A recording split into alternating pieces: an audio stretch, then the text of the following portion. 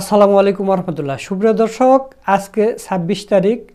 আজকে আমাদের দেশের প্রধান উপদেষ্টা ডক্টর মোহাম্মদ ইউনূস তিনি চীন সফরে যাচ্ছেন এবং চীন সফরে বাংলাদেশের জন্য অনেক কিছু তিনি নিয়ে আসবেন।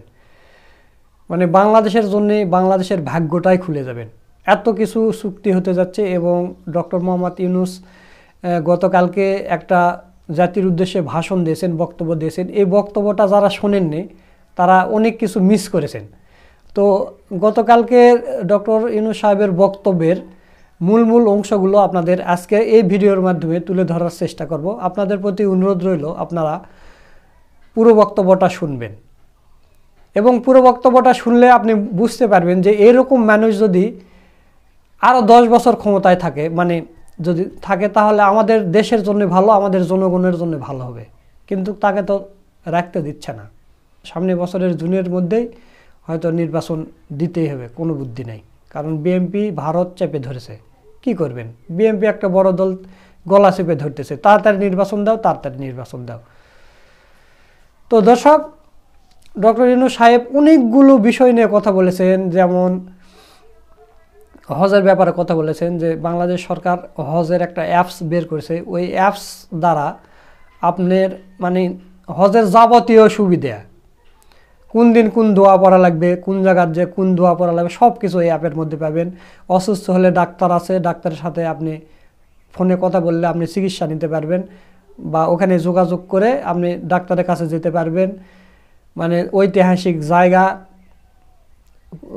কোন জায়গায় কোন কি, মানে এক কথায় সমস্ত কিছু এই অ্যাপের মধ্যে আপনি পাবেন।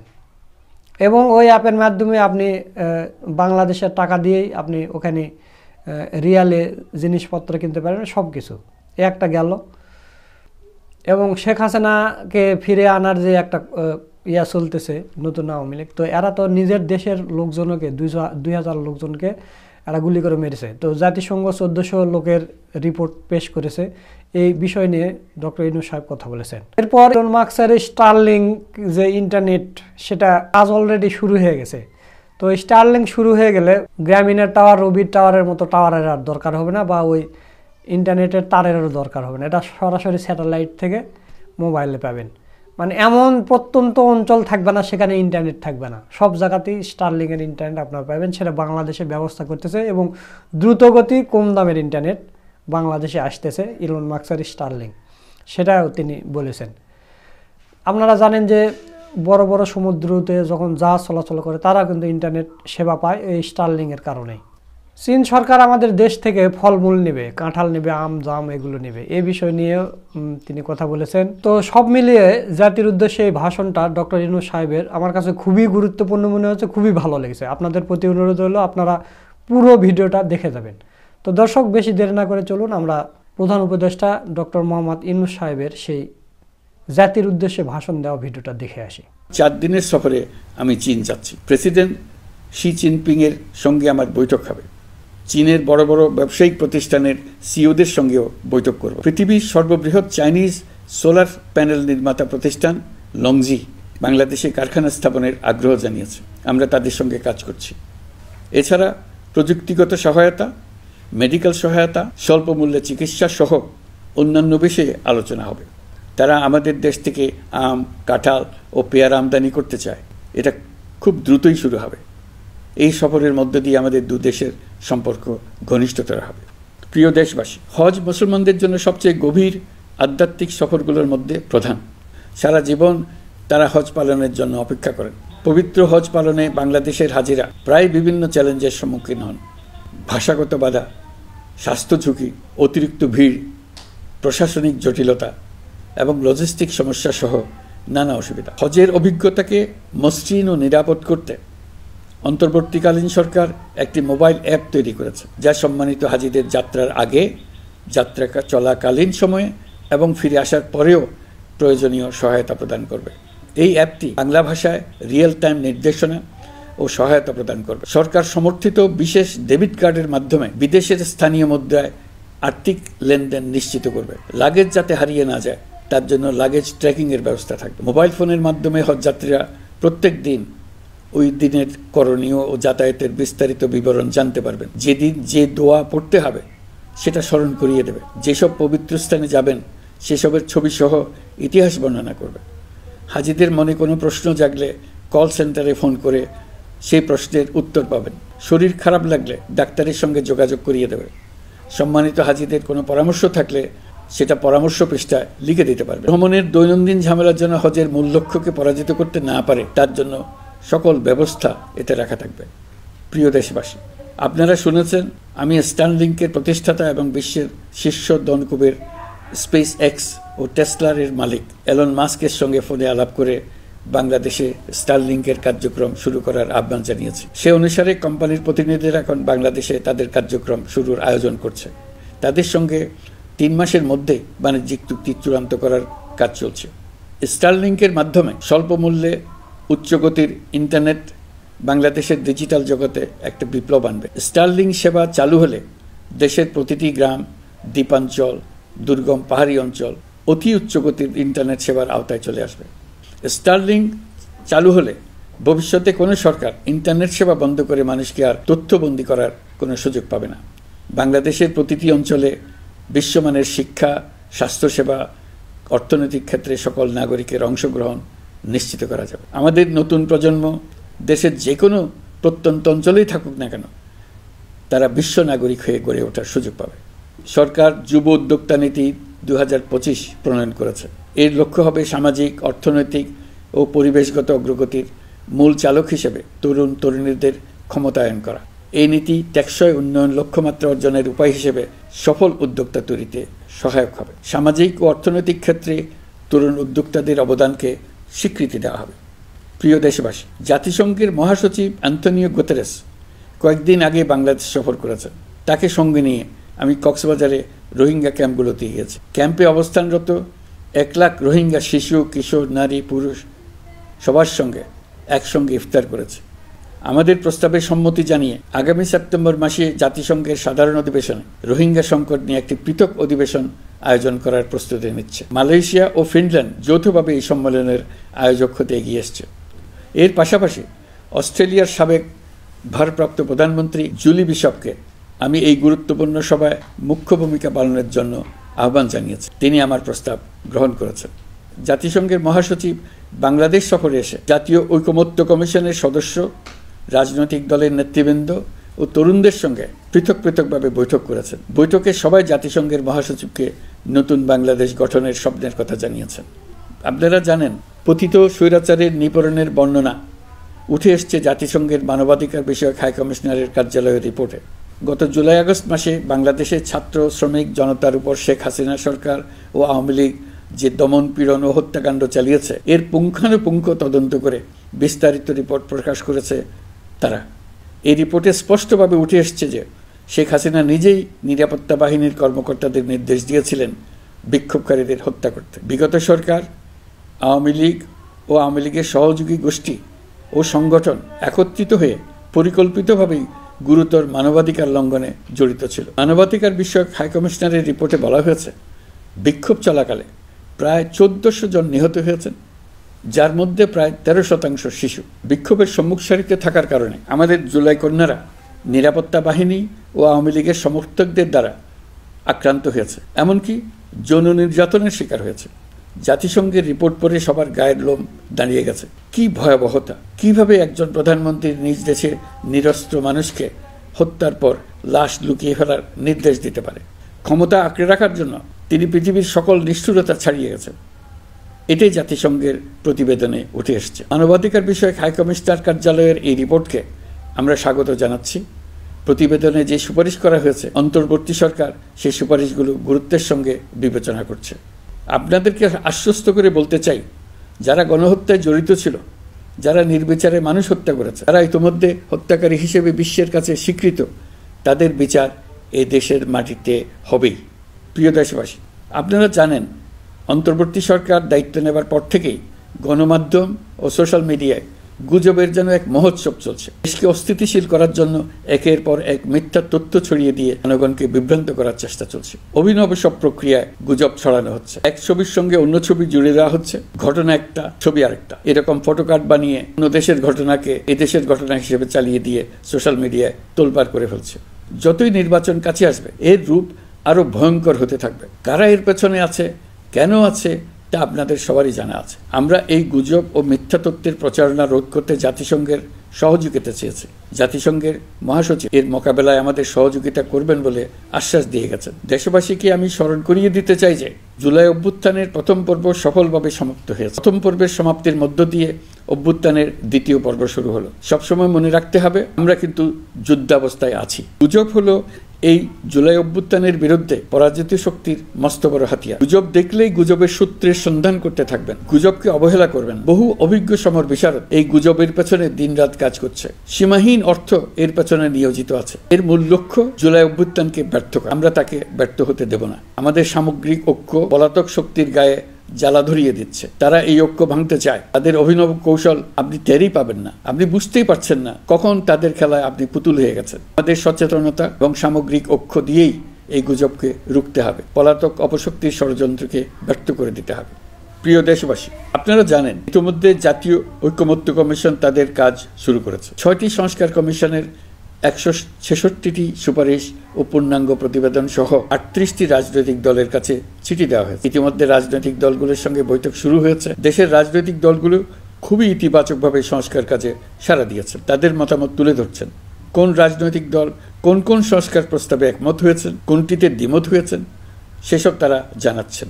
এটা আমাদের জাতির জন্য অত্যন্ত সুখকর বিষয় যে প্রতিটি রাজনৈতিক দল সংস্কারের পক্ষে মত দিচ্ছেন। ঐকমত্য কমিশনের মাধ্যমে সকল রাজনৈতিক দলের মতামত নেওয়ার কাজ এখন চলমান আছে। কমিশনের লক্ষ্য যে সকল বিষয়ে রাজনৈতিক দলগুলো একমত হবেন সেগুলো চিহ্নিত করা এবং তার একটা তালিকা প্রস্তুত করা। যে সকল দল এতে একমত হয়েছেন তাদের খোঁজ নেওয়া। এই তালিকাটাই হবে জুলাই চার্টার বা জুলাই সনদ। আমাদের দায়িত্ব জাতির সামনে পুরো প্রক্রিয়াটা স্বচ্ছভাবে তুলে ধরা এবং প্রক্রিয়া শেষে নির্বাচনের আয়োজন করা।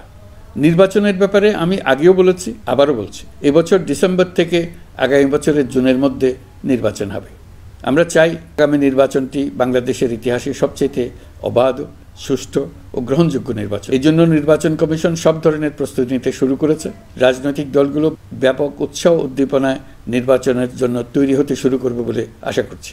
প্রিয় নাগরিকবৃন্দ, আমাদের দেশের নারীরা দীর্ঘ আন্দোলনের মাধ্যমে বহু বছর ধরে অনেক বাধা পেরিয়ে একটু একটু করে সামনে এগিয়ে যাচ্ছে। স্বাধীনতার 54 বছর পরেও এদেশের নারীরা অর্থনৈতিক, রাজনৈতিক, সামাজিক বৈষম্যের শিকার।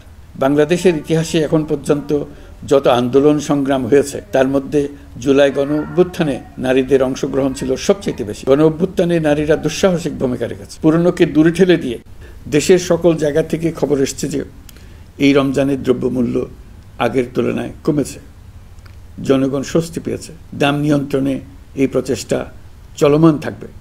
প্রিয় দেশবাসী, গত 16 বছরে শেখ হাসিনা যে ভয়াবহ লুটপাট কায়েম করেছিল আপনারা সেটার ভুক্তভোগী ছিলেন। ছাত্র জনতার অভ্যুত্থানের মুখে তারা পালিয়ে যাবার সময় এক লণ্ডভণ্ড অর্থনীতি রেখে গেছে।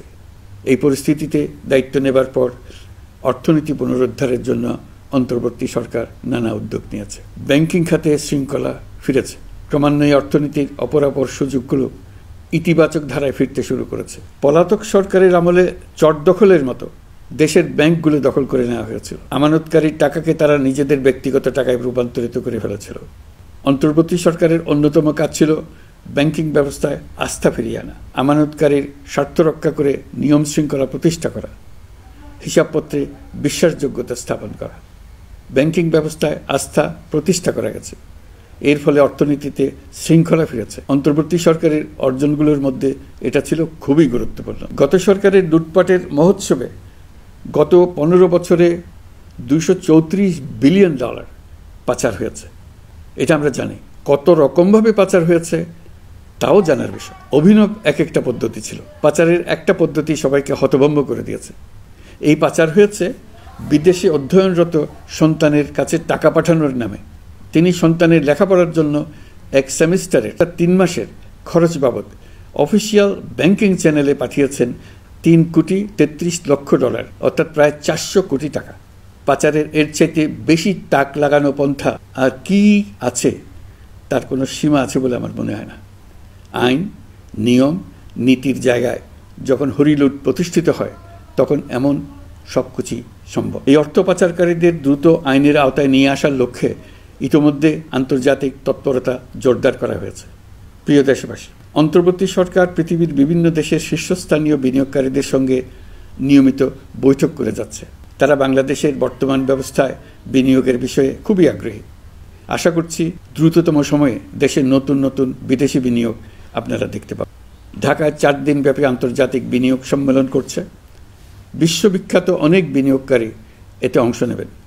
ইতিমধ্যে DP World, Singapore PSA, AP Moller Maersk কয়েক বিলিয়ন ডলারের বিনিয়োগের প্রস্তাব করেছে। অন্তর্বর্তী সরকার দায়িত্ব গ্রহণের পর থেকেই স্বতঃস্ফূর্তভাবে পৃথিবীর সকল সরকার আমাদের প্রতি বন্ধুত্বের হাত বাড়িয়ে দিয়েছে। এটা শুরু হয়েছিল গত সেপ্টেম্বরে জাতিসংঘের বার্ষিক বৈঠকে। আপনাদের মনে আছে বিশ্বের সরকার প্রধানরা কীভাবে আমাদের সঙ্গে আগ্রহ নিয়ে দেখা করতে এগিয়ে এসছে। তারপর থেকে যে কোনো সম্মেলনে গিয়েছি, দেখেছি আন্তর্জাতিক নেতৃবৃন্দের আগ্রহ কীভাবে ক্রমেই বেড়ে চলেছে। জানুয়ারি মাসে সুইজারল্যান্ডের ডাভোসে গিয়েছিলাম। এই সম্মেলনে 47টি পৃথক ইভেন্টে আমার অংশগ্রহণ করতে হয়েছে। বিভিন্ন দেশের সরকার প্রধান, মন্ত্রী, বিশ্ব বাণিজ্যের নায়করা, জাতিসংঘের মহাসচিব, জাতিসংঘের বিভিন্ন সংস্থার প্রধানদের সঙ্গে বৈঠক করেছে। তারা আমাদের পাশে থাকার জন্য আন্তরিক আগ্রহ প্রকাশ করেছেন। সম্প্রতি আমি সংযুক্ত আরব আমিরাতে গিয়েছিলাম। তারা বিগত সরকারের সময় আমাদের ভিসা বন্ধ করে দিয়েছিল। আমরা সেই দেশের ভিসার দরজা খোলার চেষ্টা চালিয়ে যাচ্ছি। তারা আশ্বাস দিয়েছেন তাদের দিক থেকে সকল আনুষ্ঠানিকতা সম্পন্ন করে ভিসার দরজা উন্মুক্ত করবেন।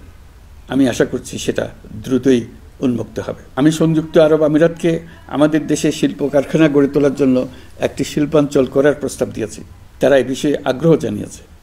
শিল্পাঞ্চলে 2টি কাজ দিয়ে তারা শুরু করবে, এই জন্য কথাবার্তা শুরু হয়েছে। প্রথমে মুসলিম বিশ্বে সরবরাহের জন্য একটি হালাল গোশত প্রক্রিয়াজাত করার কারখানা করবে। এরপর মৎস্য প্রক্রিয়াজাতকরণের জন্য কারখানা স্থাপন করবে। তারা আমাদের নতুন সামুদ্রিক বন্দর পরিচালনা করার জন্যও আগ্রহ জানিয়েছে। প্রিয় দেশবাসী, বিশ্ব মানচিত্রে বাংলাদেশকে অনন্য উচ্চতায় নিয়ে যাওয়া আমাদের অন্যতম লক্ষ্য। এই লক্ষ্যে আমরা আসিয়ানের সদস্য হিসেবে যোগদান করার বিষয়ে আগ্রহের কথা জানিয়েছি। এই বছরের শুরু থেকেই মালয়েশিয়া আসিয়ানের চেয়ারম্যানের দায়িত্ব গ্রহণ করেছে। মালয়েশিয়ার মাননীয় প্রধানমন্ত্রী আনোয়ার ইব্রাহিমের সঙ্গে এই বিষয়ে কথা হয়েছে। তিনি আমাদের আবেদনের প্রতি সমর্থন জানিয়েছেন, আমাকে মালয়েশিয়া সফরের আমন্ত্রণ জানিয়েছেন। আমি এই আমন্ত্রণ গ্রহণ করেছি। মালয়েশিয়া রোহিঙ্গা সমস্যা সমাধানের জন্য জাতিসংঘের সম্মেলন আয়োজনের দায়িত্ব নিয়েছে। আমাদের দেশ থেকে শ্রমিক নিয়ে যাবার ব্যাপারে যে সমস্ত সমস্যার সৃষ্টি হয়েছিল সবগুলো সমাধানের জন্য আন্তরিকভাবে তারা কাজ করছে। আগামীকাল আমি বরাবরই বলে এসেছি, আমরা মহা সৌভাগ্যবান এক জাতি। পৃথিবীর মানচিত্রে আমাদের অবস্থানের কারণে বাংলাদেশ, ভারত, নেপাল ও ভুটান, দক্ষিণ এশিয়ার এই 4টি দেশ মিলে একটি যৌথ অর্থনীতি গড়ে তুলতে পারলে 4 দেশই লাভবান হবে। নেপাল ও ভুটান আমাদের জলবিদ্যুৎ দিতে অত্যন্ত আগ্রহী, আমরাও নিতে আগ্রহী। বাংলাদেশের শিল্পাঞ্চল গড়ে তুলতে এর কোনো বিকল্প নেই। আমাদের রয়েছে এক বিস্তীর্ণ মহাসাগর। ভৌগোলিক অবস্থানগত কারণে আমাদের সামনে বিরাট অর্থনৈতিক সুযোগ এনে দিয়েছে। কুমিরা থেকে টেকনাফ পর্যন্ত দীর্ঘ উপকূলভূমি।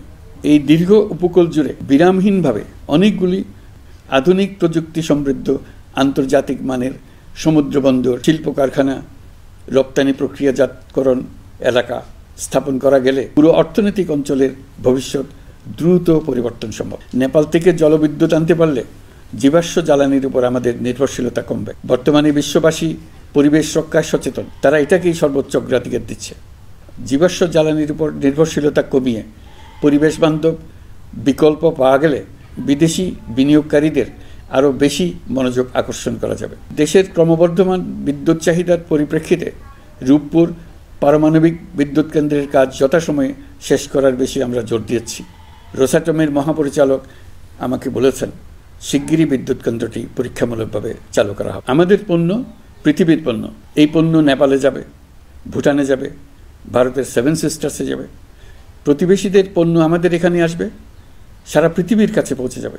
এইভাবেই এটি একটি লাভজনক অর্থনৈতিক অঞ্চল হিসেবে দাঁড়িয়ে যাবে। আর এই অঞ্চলের গুরুত্বপূর্ণ ভূমিকায় থাকবে বাংলাদেশ। বাংলাদেশের সবচেয়ে বড় সমস্যা সীমাহীন দুর্নীতি। স্বৈরাচারী সরকার এই দুর্নীতিকে বিশ্বের শীর্ষস্থানে নিয়ে গেছে। দুর্নীতির ফলে শুধু যে সবকিছুতে অবিশ্বাস্য রকম ব্যয় বৃদ্ধি পাচ্ছে তাই না, এর ফলে সরকার ও জনগণের সকল আয়োজন বিকৃত হয়ে যায়। সরকারের লক্ষ্য, নীতিমালা, প্রাতিষ্ঠানিক আয়োজন, সরকারি কর্মকর্তাদের দায় দায়িত্ব যা কিছু কাগজে লেখা থাকে তার সব কিছু অর্থহীন হয়ে যায়। দেশ চলে অলিখিত আয়োজনে।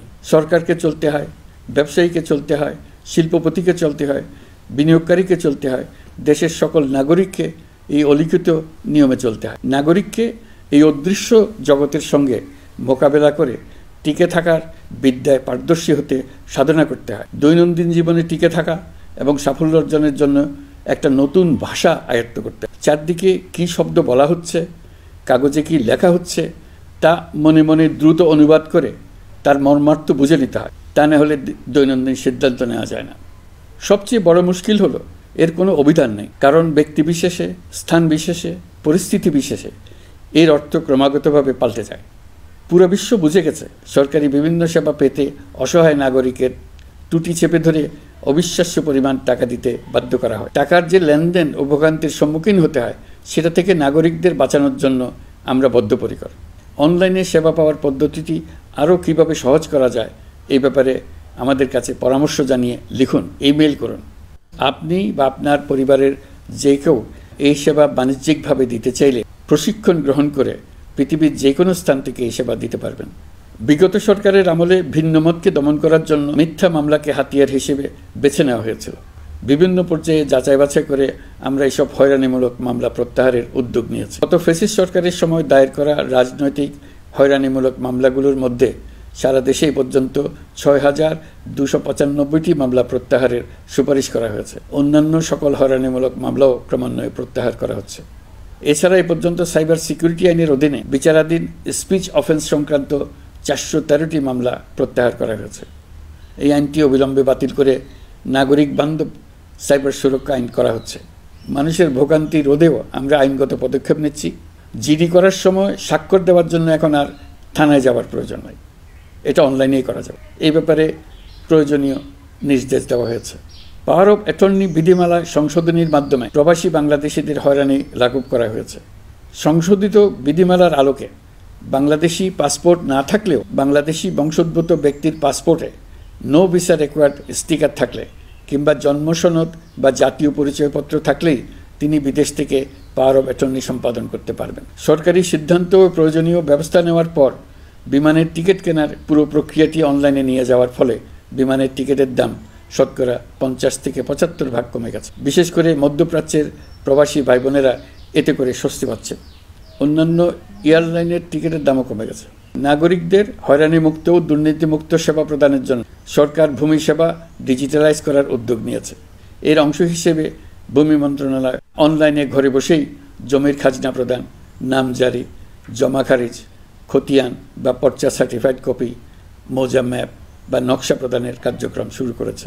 এই পদ্ধতিতে ভোগান্তি, অস্বচ্ছতা ও দুর্নীতির অবসান হবে। বর্তমানে সারা দেশে পরীক্ষামূলকভাবে এই কার্যক্রম চালু হয়েছে। এগুলোকে ক্রমান্বয়ে আরও জনবান্ধব করে স্থায়ী রূপ দেওয়া হবে।